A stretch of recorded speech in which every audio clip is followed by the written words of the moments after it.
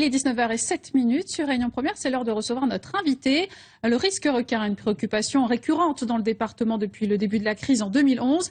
Cette semaine, grâce au programme Cap Requin, 4 requins tigres ont pu être marqués. Et avec l'arrivée de l'hiver, il faut redoubler de vigilance. Certains s'impatientent et remettent en cause le programme Shark et donc le travail des chercheurs de l'IRD. Pour nous éclairer ce soir, nous recevons Pascale Chabanet, la directrice de l'IRD à La Réunion, Mayotte et aux îles Éparses. Bonsoir. Bonsoir. Alors d'abord, rappelons que l'IRD a sorti cette semaine un communiqué pour notamment nous éclairer sur le rôle de l'IRD dans le programme Shark, mais pas seulement. Alors pourquoi justement avez-vous sorti ce communiqué cette semaine? Enfin vous, l'IRD. Alors le communiqué a été sorti parce que l'IRD a été cité plusieurs fois dans les médias avec des propos particulièrement virulents et en fait la direction de l'IRD a souhaité, donc la direction qui est à Marseille, a souhaité faire un communiqué pour rappeler un peu ce que c'est que l'IRD, les objectifs de cet institut de recherche et préciser que c'est bien un institut de recherche et que ça n'a pas de lien avec l'IRT. Île de la Réunion Tourisme. Ouais, tout à fait. Donc c'est un institut de recherche, c'est l'Institut de recherche pour le développement, donc qui est dédié vraiment les recherches sont dédiées au développement des pays du Sud essentiellement. Et donc en fait on intervient dans beaucoup de pays, dans plus de 90 pays, donc en Amérique du Sud, en Afrique, en Asie. Et sur la Réunion, on travaille beaucoup aussi en partenariat avec Madagascar, l'Afrique de l'Est, et on travaille aussi à la Réunion évidemment, notamment dans le programme Shark. Ce n'est qu'une de vos missions. On va s'arrêter un instant sur cette mission donc du programme Shark. Est-ce qu'on peut dire que c'est un outil de prévention contre le risque requin ou pas du tout? Alors non, je pense que la confusion, c'est important de le rappeler. Donc l'IRD, donc qui travaille qui coordonne le programme Shark, donc avec plusieurs, donc un nombre important de partenaires sur la Réunion. En fait, le programme Shark est vraiment là pour essayer d'améliorer les connaissances sur les requins. Donc il faut quand même le rappeler. Il y a 2 ans, on savait rien sur les requins de la Réunion. Alors que sait-on aujourd'hui?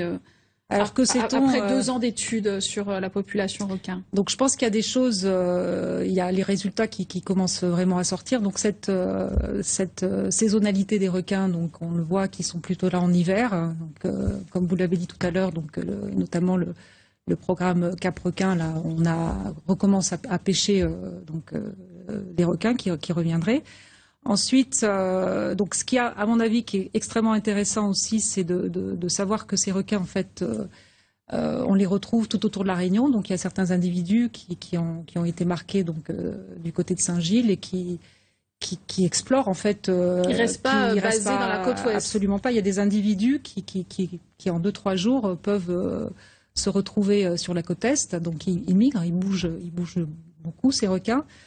Il y a aussi des résultats aussi intéressants sur le fait que ces requins ne sont pas qu'inféodés à la Réunion. En fait, il y a des migrations donc, qui ont été observées. Notamment, il y a un résultat qui est pour moi assez intéressant. Il y a un des requins marqués dans le cadre du programme Shark, un requin tigre, qui a été retrouvé dans le canal du Mozambique, à près de 2000 km de la Réunion, donc un petit village malgache. Ils ne restent pas là. Ce qui est très original, enfin ce qui est quand même intéressant, c'est que ce requin a été pêché par un pêcheur malgache, donc sur sa petite pirogue. Il a ramené le requin et en fait, il a vu qu'il y avait une marque. Il s'est dit tiens c'est bizarre. Il a disséqué le requin pour le manger. Il a trouvé une marque. Il est venu l'amener à une ONG qui est sur place à Andavadoc, qui a vu cette marque, qui a vu qu'il y avait une petite inscription sur la marque, qui a retrouvé donc Vamco, qui est le vendeur des marques qui ont été utilisées en Shark, qui sont au Canada. Et c'est comme ça qu'on a pu savoir qu'effectivement. Donc on voit que c'est un travail pas facile et qu'il faut du temps. Et il va prendre fin à la fin de l'année, ce programme Shark. C'est ça. Donc c'est fin 2014 c'est à ce moment-là qu'on aura effectivement un maximum de résultats. Concrètement, justement, à partir des résultats qui vont être sortis à la fin de l'année, que va pouvoir faire l'État ou les pouvoirs Alors ça c'est une question. En fait, on le sait pas en fait. Si vous voulez, le chercheur, il est là pour essayer d'améliorer les connaissances. Donc on donne les résultats qu'on a eus dans le cadre de ce programme, et c'est après les autorités décisionnaires qui prendront... propositions de mesures.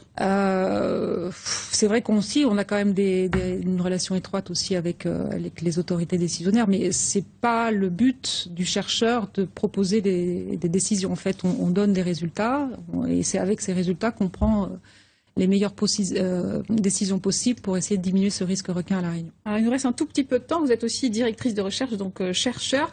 L'IRD ne travaille pas uniquement sur les requins, notamment sur le récif corallien qui, lui, se dégrade depuis des années à La Réunion.